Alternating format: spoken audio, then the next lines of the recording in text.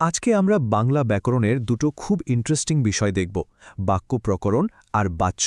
এগুলো নিয়ে অনেকেরই একটু সমস্যা হয়, কিন্তু আসলে কয়েকটা সহজ জিনিস মাথায় রাখলেই ব্যাপারটা জলের মতো সোজা।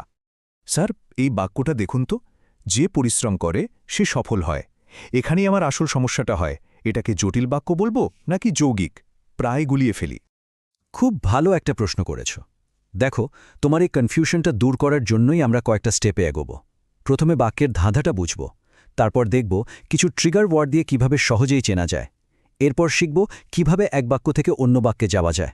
তারপর বাচ্যের ব্যাপারটা দেখব, আর শেষে সবচেয়ে জরুরি কিছু কমন ভুল যেগুলো সবাই করে সেগুলো কিভাবে এড়িয়ে চলব।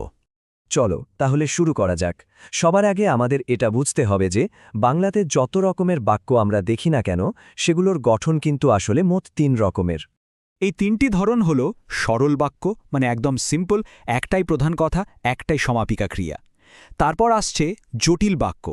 এখানে একটা প্রধান খণ্ডবাক্য থাকে আর তার সাথে এক বা একাধিক আশ্রিত খণ্ডবাক্য জুড়ে থাকে।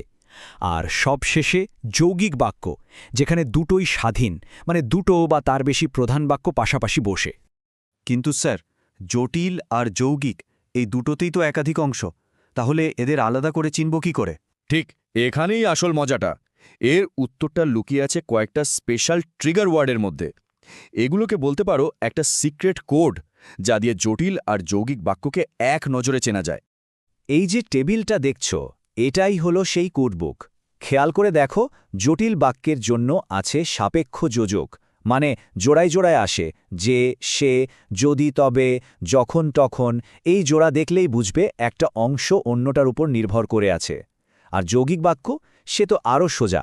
এবং, কিন্তু, অথবা এই শব্দগুলো দুটো স্বাধীন বাক্যকে জাস্ট জুড়ে দেয় কোনো শর্ত ছাড়াই। তার মানে আমরা চাইলেই কি একটা সরল বাক্যকে জটিল বা যৌগিক বানাতে পারি, মানে অর্থটা একই রেখে? একদম। আর এটাই তো রূপান্তরের আসল শিল্প। এই স্লাইডটা দেখো, লোকটি দরিদ্র হলেও সৎ। এটা সরল। এবার এটাকে জটিল করতে আমরা যদিও তবুও এই ট্রিগার ওয়ার্ডটা ব্যবহার করলাম। আবার যৌগিক করার জন্য শুধু কিন্তু বসালাম। তিনটে বাক্যের গঠন আলাদা, কিন্তু মূল কথাটা কিন্তু একদম এক। এই কাজটা করার জন্য মাথায় ৩টে স্টেপ রাখলেই হবে। স্টেপ 1, আগে দেখো বাক্যটা কী ধরনের।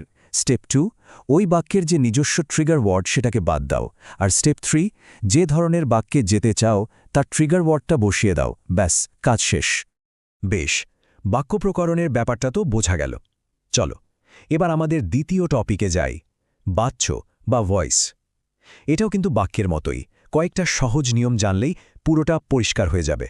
অমিতাভ বাচ্য বোঝার জন্য এই টেবিলটা একটা চিট শিটের মতো। শুধু দেখতে হবে বাক্যের আসল স্টার প্লেয়ারকে। কর্তৃবাচ্যে মানে অ্যাক্টিভ ভয়েসে স্টার প্লেয়ার হলো কর্তা বা সাবজেক্ট। কর্মবাচ্যে মানে প্যাসিভ ভয়েসে ফোকাসটা চলে যায় কর্ম বা অবজেক্টের উপর। আর ভাববাচ্যে সেখানে কর্তা বা কর্ম কেউ না, আসল হিরো হলো ক্রিয়ার ভাবটা। আর দেখো কর্তার রূপটাও কিভাবে পাল্টে যাচ্ছে। কর্তৃবাচ্যে সে নিজে, কর্মবাচ্যে তার সাথে দ্বারা যোগ হচ্ছে, আর ভাববাচ্যে র বা এর লাগছে। স্যার, তার মানে কি যে কোনো ভার্বকেই আমরা অ্যাক্টিভ থেকে প্যাসিভ করতে পারি? না, আর এটাই হলো বাচ্যের সবচেয়ে বড় ফাঁদটা। খুব মন দিয়ে শোনো, কিছু ক্রিয়া আছে যাদের কোনো কর্ম বা অবজেক্ট থাকে না। এদের বলে অকর্মক ক্রিয়া, যেমন যাওয়া, হাসা, ঘুমানো। ভাবো তো, কর্মবাচ্যের স্টার প্লেয়ারকে কর্ম, যার কর্মই নেই তাকে নিয়ে কর্মবাচ্য হবে কি করে? এটা তো অসম্ভব। তাই এই ধরনের ক্রিয়াগুলোকে কর্মবাচ্য করা যায় না, শুধু ভাববাচ্যে পরিবর্তন করা যায়। দেখো, নিয়মগুলো জানা এক জিনিস, আর পরীক্ষার হলে চাপের মধ্যে সেগুলোকে ঠিকঠাক ব্যবহার করা আরেক জিনিস।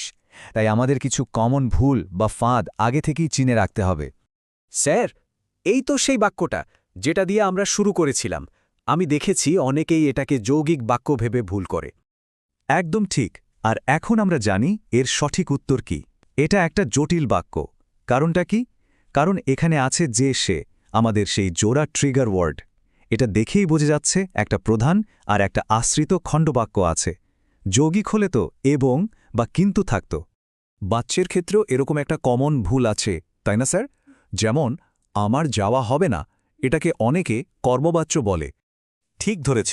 আর এর উত্তরটাও আমরা এখন জানি, এটা ভাববাচ্য। লজিকটা মনে আছে তো? যাওয়া একটা অকর্মক ক্রিয়া, এর কোনো কর্ম নেই, তাই কর্মবাচ্য হতেই পারে না। এখানে যাওয়ার ভাবটাই প্রধান, তাই এটা ভাববাচ্য। তাহলে চলো আজকের পুরো আলোচনাটা এক জায়গায় করে ফেলি। প্রথমত, বাক্য চিনতে ট্রিগার ওয়ার্ড ব্যবহার করবে যে সে মানে জটিল এবং কিন্তু মানে যৌগিক। দ্বিতীয়ত, বাক্য বদলাতে হলে শুধু এই ট্রিগারগুলো অদলবদল করবে।